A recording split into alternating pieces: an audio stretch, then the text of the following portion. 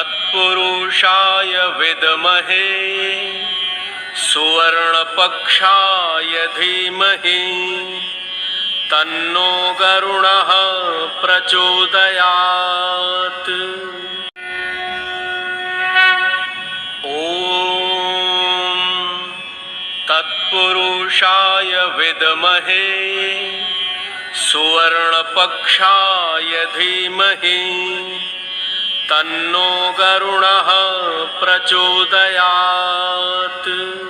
തിരുമൂലദേവൻ്റെ തിരുമന്ത്രം 9ാം തന്ത്രത്തിലെ ജ്ഞാനഗുരു ദർശനത്തിലേക്ക് ഇവിടെ തിരുമൂലദേവൻ പ്രവേശിക്കുകയാണ്. ഉണ്ണുന്ന നല്ല വായു ഉടലും പിന്നെ ഉയിരുമായും കണ്ണുമായിരുന്നിടും യോഗീശനെന്നുമെന്നും മണ്ണ് നീര് അഗ്നി പിൻ വായു ആകാശവും പോയി വിണ്ണുമില്ലാതെ വെളിയോരുപാധിയോടെ. അപ്പോൾ എല്ലാ ഉപാധികളും മാറി ചിദാകാശത്തിൽ വിലസുന്ന യോഗാരൂഢനായ ഒരു നിർവികൽപ്പ സമാധിയിലെത്തിച്ചേർന്ന യോഗിവര്യനെ കുറിച്ചിട്ടാണ് ഇവിടെ തിരുമൂലദേവൻ വിവരിക്കുന്നത്. നമുക്ക് നോക്കാം. ഉണ്ണുന്ന നല്ല വായു, അതായത് നാം ശ്വസിക്കുന്ന വായു ഉടലായിട്ടും ഉയിരായിട്ടും കണ്ണുമായിരുന്നിടും യോഗീശനെന്നുമെന്നും. അപ്പോൾ നിർവികൽപ്പ സമാധിയിൽ യോഗാരൂഢനായിരിക്കുന്ന ആ യോഗിവര്യൻ്റെ അവസ്ഥയെപ്പറ്റി പറയുകയാണ്. പഞ്ചഭൂതങ്ങളും അയാളിൽ നിന്ന് മാറിക്കിട്ടുന്നു. പിന്നെ അതേപോലെ തന്നെ എല്ലാ വാസനകളും ക്ഷയിക്കുന്നു. എല്ലാ മാനസിക തലങ്ങളും ഇല്ലാതാകുന്നു.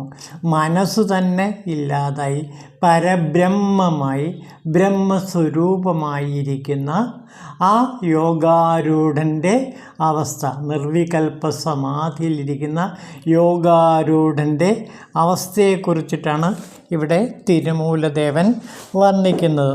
അതിൻ്റെ അർത്ഥത്തിലേക്ക് നമുക്ക് കിടക്കാം.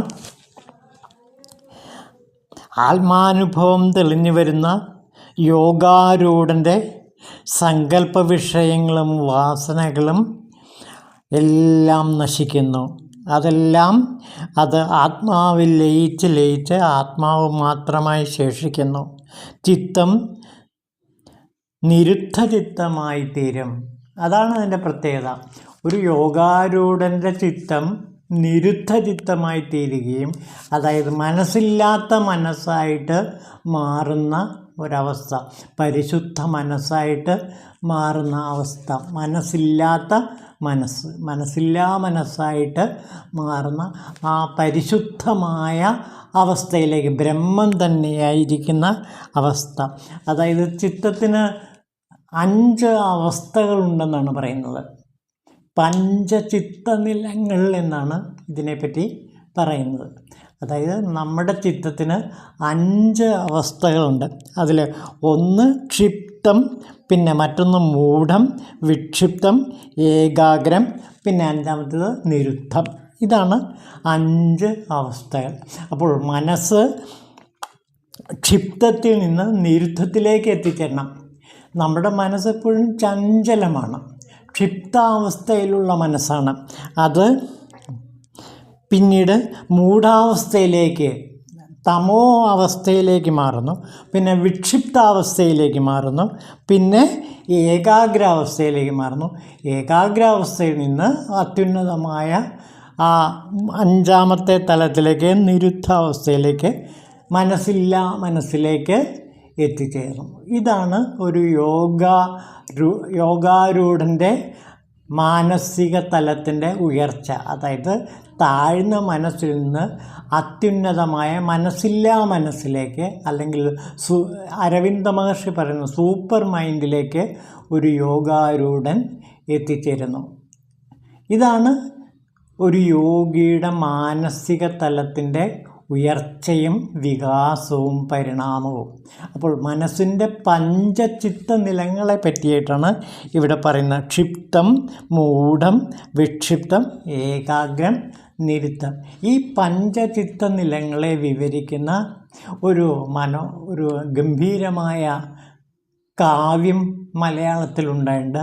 അതാണ് കുമാരനാശാൻ്റെ ചിന്താവിഷ്ടയായ സീത. ചിന്താവിഷ്ടയായ സീതയിൽ ഈ മനസ്സിൻ്റെ 5 തലങ്ങൾ, അതായത് പഞ്ചചിത്ത നിലങ്ങൾ വളരെ വിശദമായിട്ട് കുമാരനാശാൻ സീതാദേവിയുടെ മാനസികാവസ്ഥയിലൂടെ ചിത്രീകരിക്കുന്നുണ്ട്. ആദ്യം ദേവി ക്ഷിപ്താവസ്ഥയിലാകുന്നു, പിന്നെ മൂഢാവസ്ഥയിലാകുന്നു, പിന്നെ വിക്ഷിപ്താവസ്ഥയിലാകുന്നു, പിന്നെ അതിനുശേഷം ഏകാഗ്രാവസ്ഥയിലേക്ക് വന്നു, പിന്നെ നിരുദ്ധാവസ്ഥയായ ആ യോഗാരൂഢാവസ്ഥയിലേക്ക്, അതായത് നിർവികൽപ്പാവസ്ഥയിലേക്ക് എത്തിച്ചേരുന്നു. ഇതാണ് ചിന്താവിഷ്ടയായ സീതയിൽ കുമാരനാശാൻ ചിത്രീകരിക്കുന്ന പ്രധാനപ്പെട്ട ഭാഗം. നമുക്ക് അതിലേക്കൊന്ന് അല്പം കടന്നില്ല. ചിന്താവിഷ്ടയായ സീതയിൽ കുമാരനാശാൻ വിവരിക്കുന്ന പഞ്ചചിത്ത നിലങ്ങളിലേക്ക് നമുക്കൊന്ന് പ്രവേശിക്കാം. അതിലെ ആദ്യത്തെ അവസ്ഥ ക്ഷിപ്താവസ്ഥയാണ്. ഇത് ചഞ്ചലമായ അവസ്ഥയാണ്. സുഖദുഃഖം രൂപേണ അഭിവ്യക്തമാകുന്നതാണ് അതിൻ്റെ സ്വഭാവം. പിന്നെ രണ്ടാമത്തെ അവസ്ഥ മൂഢം. ഇത് ദ്രോഹാസക്തമായ തമ സ്വഭാവമാണ്. പിന്നെ മൂന്നാമത്തേത് വിക്ഷിപ്താവസ്ഥ. സമാഹൃതമാകാൻ ശ്രമിക്കുമ്പോഴുള്ള അവസ്ഥയാണിത്. ഏകാഗ്രതയിലേക്കുള്ള ശ്രമം ഇവിടെ ആരംഭിക്കുന്നു. പിന്നെ അടുത്ത അവസ്ഥ ഏകാഗ്രം. ഏകത്തിൽ കേന്ദ്രീകരിക്കാൻ ശ്രമിക്കുമ്പോഴുള്ള അവസ്ഥയാണിത്. മനസ്സും തമസ്സും രജസ്സും നിശേഷം നീങ്ങി ശുദ്ധ തത്വത്തിൽ ഏകാഗ്രമായി നിൽക്കുന്ന അവസ്ഥയാണിത്. പിന്നെ അഞ്ചാമത്തെ അവസ്ഥ നിരുദ്ധം. വൃത്തികളെല്ലാം അടങ്ങിയത് സമാധിയിലെത്തി നിൽക്കുന്ന സമാഹിതി എന്ന അവസ്ഥയാണിത്. സീതയുടെ മനോമണ്ഡലത്തിൽ കുമാരനാശാൻ ഈ പഞ്ചചിത്ത നിലങ്ങൾ വിവരിക്കുന്നുണ്ട്. നമുക്ക് ആദ്യം ക്ഷിപ്താവസ്ഥയിലേക്ക് നോക്കാം. ക്ഷിപ്തം എന്ന പദത്തിന് ചിതറിയത് എന്നാണ് അർത്ഥം. ഇത് ക്രിയാശക്തിയാകുന്നു. എല്ലായ്പ്പോഴും അതിൻ്റെ നോട്ടം സുഖത്തിലോ ദുഃഖത്തിലോ ആയിരിക്കും. ഈ അവസ്ഥയിൽ രജോ ഗുണമാണ് മുന്നിട്ട് നിൽക്കുന്നത്. 9-ാം ശ്ലോകത്തിൽ, അതായത് ചിന്താവിഷ്ടയായ സീതയുടെ 9-ാം ശ്ലോകത്തിൽ നിയമം വിട്ട തെന്നൽ മാതിരി ശ്വസിക്കുന്ന സീതയുടെ ക്ഷിപ്താവസ്ഥയോടെയാണ് കവി സീതയെ ആവിഷ്കരിക്കുന്നത്. 9 മുതൽ 19 വരെയുള്ള ശ്ലോകങ്ങൾ സീതയുടെ മനോമണ്ഡലത്തിൻ്റെ ചിതറിയ ചിത്രങ്ങളാണ് ആലേഖനം ചെയ്തിരിക്കുന്നത്. സീതയുടെ മനസ്സ് ഒരു പെൻഡുലം മാതിരി സുഖത്തിലേക്കും ദുഃഖത്തിലേക്കും ആടിക്കൊണ്ടിരിക്കുന്നു. തിരിയുന്ന രസബിന്ദു പോലെയും പൊരിയുന്ന നെന്മണി പോലെയും സീതയുടെ മനസ്സ് ചലിക്കുന്നു. ഭുവനത്തിന് മോടികൂട്ടുന്ന സുഖജീവിതത്തിൻ്റെ സ്മൃതി സീതയുടെ മനസ്സിൽ ഉയർന്നു പൊങ്ങുന്നു. പെട്ടെന്ന് നഷ്ടപ്പെടുത്തതിനെക്കുറിച്ചുള്ള ചിന്ത മനസ്സിനെ വ്യാകുലമാക്കുന്നു. ലൗകിക സുഖഭോഗങ്ങൾ ഇനിയും തൻ്റെ ജീവിതത്തിലേക്ക് കടന്നു വരുമെന്ന് ചിന്തിച്ചപ്പോൾ സീത അതിൻ്റെ പിന്നാലെ പാഞ്ഞു പോകില്ലെന്ന് പ്രതിജ്ഞയെടുക്കുന്നു. മുനി ചെയ്ത മനോജ്ഞ വാക്യം കേട്ട് പ്രിയതമൻ തൻ്റെ കുഞ്ഞുങ്ങളെ തിരിച്ചറിഞ്ഞിട്ടുണ്ടാകുമെന്നും അനുതാപം പൂണ്ടിരിക്കുമെന്നും സീത ചിന്തിക്കുന്നു. സീതയുടെ മനസ്സ് സുഖത്തിലേക്കും ദുഃഖത്തിലേക്കും മാറി മാറി സഞ്ചരിക്കുന്ന കാഴ്ചയാണ് കുമാരനാശാൻ ഇവിടെ വരച്ചു വച്ചിരിക്കുന്നത്. സുഖദുഃഖങ്ങളിലേക്ക് മാത്രമല്ല, രാഗവിദ്വേഷങ്ങളിലേക്കും സീതയുടെ മനസ്സ് ചാഞ്ചാടുന്നത് കാണാം. പ്രിയ ചേഷ്ടകളാൽ കൗതുകം നൽകുന്ന ഉണ്ണികളെക്കുറിച്ചുള്ളത് സ്മൃതിയും കണ്ണുനീർ ചൊരിയുന്ന ലക്ഷ്മണനെക്കുറിച്ചുള്ള സ്മരണയും സീതയുടെ മനോമണ്ഡലത്തിലെ രാഗവായ്പിനെ പ്രകടിപ്പിക്കുന്നു. അതോടൊപ്പം രാമോപാലംബവും പുരവാസികളെക്കുറിച്ചുള്ള ഭത്സനവും സീതയുടെ മനസ്സിൽ വിശേഷ തലത്തെ പ്രസ്ഫുടമാക്കുന്നുണ്ട്. രജോ ഗുണ സ്വഭാവമുള്ള ചിത്തത്തിൻ്റെ ക്ഷിപ്താവസ്ഥയാണിതൊക്കെ. സീതയുടെ ചിത്തം ഏകാഗ്രമാകാതെ പലതായി ചിന്നിച്ചിതറുന്ന കാഴ്ച നാം ഇവിടെ കാണുന്നു. യോഗശാസ്ത്രത്തിലെ പ്രത്യാഹാരം ഉപയോഗിച്ച് ക്ഷിപ്താവസ്ഥയ്ക്ക് കടിഞ്ഞാണ്ടാൻ സീത ശ്രമിക്കുന്നത് കാണാം. സ്വന്തം മനഃശക്തിയെ ഉന്മത്തമാക്കിയാണ് പ്രത്യാഹാരം. സ്വാമി വിവേകാനന്ദൻ ഇങ്ങനെ വിവരിക്കുന്നു: കുറേ നേരം ഇരുന്ന് മനസ്സിനെ സ്വൈരസഞ്ചാരത്തിന് വിട്ടേക്കുക. മനസ്സ് എപ്പോഴും തുള്ളിപ്പുളച്ചുകൊണ്ടേയിരിക്കും. തുള്ളിച്ചാടുന്ന മർക്കടത്തെ പോലെ തന്നെ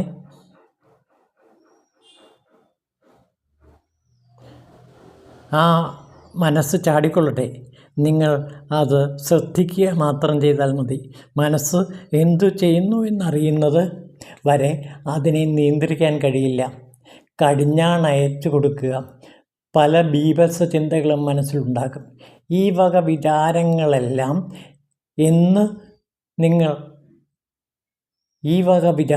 ഉണ്ടായല്ലോ എന്ന് നിങ്ങൾ ആശ്ചര്യപ്പെടും. ഒട്ടും പരിഭ്രമിക്കേണ്ട. ദിവസം പ്രതി മനസ്സിൻ്റെ ചാഞ്ചാട്ടം കുറഞ്ഞു വരും. ചാഞ്ചാട്ടത്തിൻ്റെ തീവ്രതയും കുറഞ്ഞു വരും. ദിവസം പ്രതി മനസ്സ് കൂടുതൽ ശാന്തമാകുന്നതായി കാണാം. ഇതാണ് വിവേകാനന്ദൻ മനോനിയന്ത്രണത്തെക്കുറിച്ചിട്ട് പറയുന്നത്. നിത്യവും അഭ്യസിക്കണമെന്നാണ് വിവേകാനന്ദൻ നമ്മളോട് പറയുന്നത്. ഇങ്ങനെയുള്ള അഭ്യാസത്തെക്കുറിച്ചിട്ട് ഭഗവത്ഗീത പറയുന്നുണ്ട്.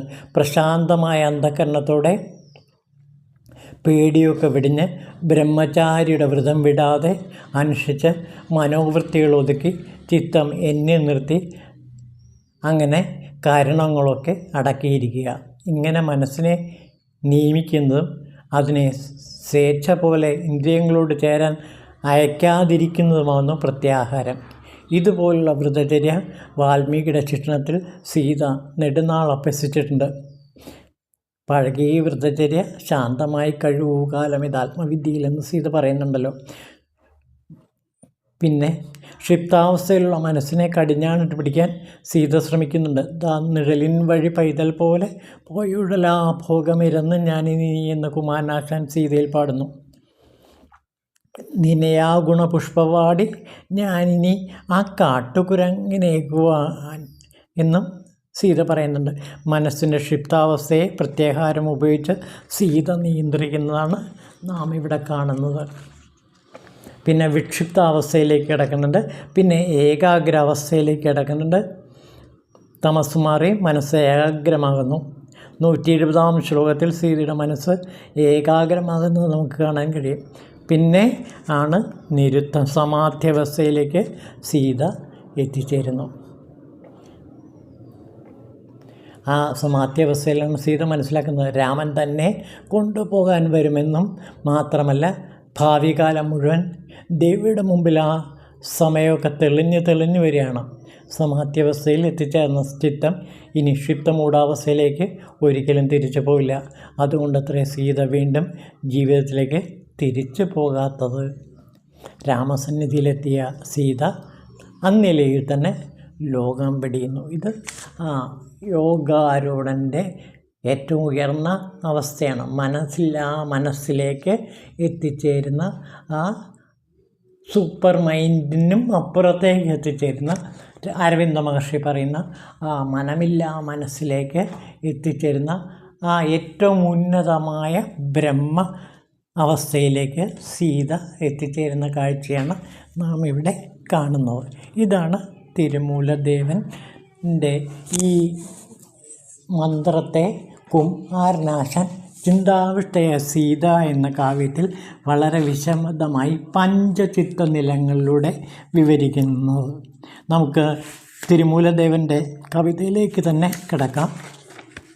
അതിലെ പ്രധാനപ്പെട്ട അർത്ഥതലങ്ങളിലേക്ക് തന്നെ കിടക്കാം. ഇത് നിർവികൽപ്പ സമാധി അവസ്ഥയെക്കുറിച്ചിട്ടാണ് തിരുമൂലദേവൻ ഇവിടെ പറയുന്നത്. നിർവികൽപ്പ സമാധിയിലെത്തിയ യോഗി വായ്, കണ്ണടക്കം ജ്ഞാനേന്ദ്രിയങ്ങളും ശരീരമടക്കം എല്ലാ കർമ്മേന്ദ്രിയങ്ങളും ജീവനും തൻ വശപ്പെടുത്തിയവനാണ്. അതായത് അയാളുടെ ജ്ഞാനേന്ദ്രിയങ്ങൾ ബ്രഹ്മത്തെ മാത്രമായിരിക്കും അറിയുക. കർമ്മേന്ദ്രിയങ്ങൾ ബ്രഹ്മാരാധനകൾ മാത്രമായിരിക്കും ചെയ്യുക. ഇപ്രകാരം ബോധാനന്ദ സ്വരൂപനായ ആത്മാവ് മാറുന്നു. അന്തർമുഖമായി ഏകാഗ്രപ്പെട്ട് സൂക്ഷ്മബുദ്ധിക്ക് മാത്രമേ ഈ അവസ്ഥയിലേക്ക് ഉയരാൻ കഴിയുള്ളൂ. അപ്പോൾ സ്ഥൂലാവസ്ഥയിൽ നിന്ന് സൂക്ഷ്മത്തിലേക്കും സൂക്ഷ്മതമാവസ്ഥയിലേക്കും എത്തിച്ചേരുന്നു.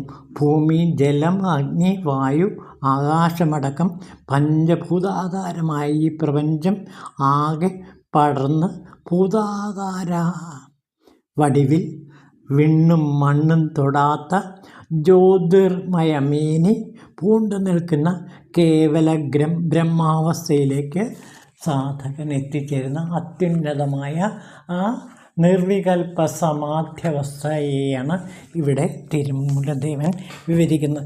ഈ യോഗാരൂഢൻ്റെ അവസ്ഥ ഭഗവത്ഗീതയിലും നമുക്ക് വളരെ വ്യക്തമായിട്ട് കാണാവുന്നതാണ്. അതിലെ ചില ഭാഗങ്ങളിലേക്ക് നമുക്ക് കിടക്കാം. 6-ാം അധ്യായത്തിലെ ധ്യാനയോഗത്തിൽ പ്രധാനമായിട്ടും പറയപ്പെടുന്ന ചില ഭാഗങ്ങളുണ്ട്. പ്രശാന്ത മനസ്സം ഹേശ്യനം യോഗീനാം സുഖമുത്തമം ഉപൈതി ശാന്തരജസം ബ്രഹ്മഭൂതമകൽക്കന്മഷം. അതിൻ്റെ അർത്ഥം ഏതാണ്ട് ഇങ്ങനെയാണ്: രജോമാലിന്യങ്ങൾ നീങ്ങി മനസ്സ് പ്രശാന്തമായി വാസനകൾ തീർന്ന് ബ്രഹ്മത്വം പോകിയ ഈ യോഗിയെ ഉത്തമ സുഖം പ്രാപിക്കുന്നു. അദ്ദേഹത്തിൻ്റെ മനസ്സ് എല്ലാ വാസനകളിൽ നിന്നും നിർമുക്തമാണ്. ചിത്തത്തെ ആത്മാവിൽ ഉറപ്പിച്ച് യോഗി സർവം ബ്രഹ്മമയമെന്നറിഞ്ഞ് ആത്മാവിനെ സർവചരാചരങ്ങളിലും സർവചരാചരങ്ങളെ ആത്മാവിലും കാണുന്നു. സർവഭൂതസ്ഥമാത്മാനാം സർവഭൂതാനി ചാത്മനി ഈക്ഷതേ യോഗയുക്താത്മാ സർവത്ര സമദർശന. ഈ അവസ്ഥയിലേക്ക് യോഗി എത്തിച്ചേരുന്നു. അങ്ങനെ എല്ലാറ്റിലും ഭഗവാനെ കാണുന്ന ഒരവസ്ഥയിലേക്ക് യോഗി എത്തിച്ചേരുന്ന ആ അത്യുന്നതമായ അവസ്ഥാവിശേഷത്തെക്കുറിച്ചിട്ടാണ് തിരുമൂലദേവൻ ഈ മന്ത്രത്തിൽ നമ്മളോട് പറയുന്നത്. നമുക്കതൊന്നുകൂടെ കാണാം. ഉണ്ണുന്ന നല്ല വായു ഉടലും പിന്നെ ഉയിരുമായും കണ്ണുമായിരുന്നിടും യോഗി ഈശൻ എന്നുമെന്നും മണ്ണ്, നീര്, അഗ്നി, വായു, ആകാശവും പോയി വിണ്ണുമില്ലാതെ വെളിയായ ഒരു ഉപാധിയോടെ അങ്ങനെ ചിതാകാശത്തിൽ വിലസുന്ന ആ മഹായോഗിയുടെ നിർവികൽപ്പാവസ്ഥയെക്കുറിച്ചിട്ടാണ്, പരമസുഖാനുഭൂതിയെക്കുറിച്ചിട്ടാണ് ഇവിടെ തിരുമൂലദേവൻ ഈ മന്ത്രത്തിൽ വിവരിക്കുന്നത്. ഇതാണ് തിരുമൂലദേവൻ നമുക്ക് കാണിച്ചു തരുന്ന നമ്മുടെ തന്നെ മനസ്സിൻ്റെ പഞ്ചചിത്ത നിലങ്ങളെ അധിഗമിച്ചുകൊണ്ട് സമാധ്യാവസ്ഥയിലേക്ക് എത്തിച്ചേരുന്ന ഒരു യോഗിയുടെ അവസ്ഥാവിശേഷങ്ങൾ. അങ്ങനെ ക്ഷിപ്തം, മൂഢം, വിക്ഷിപ്തം, ഏകാഗ്രം, നിരുദ്ധം തുടങ്ങിയ തലങ്ങളിലൂടെ ഒരു യോഗി അത്യുന്നതമായ ബ്രഹ്മതത്വത്തിലേക്ക്, ശിവതത്വത്തിലേക്ക് എത്തിച്ചേരുന്ന കാഴ്ച നാം ഇവിടെ കാണുന്നു. ഓം ശിവായ തിരുമൂലർ ദേവായ നമഃ.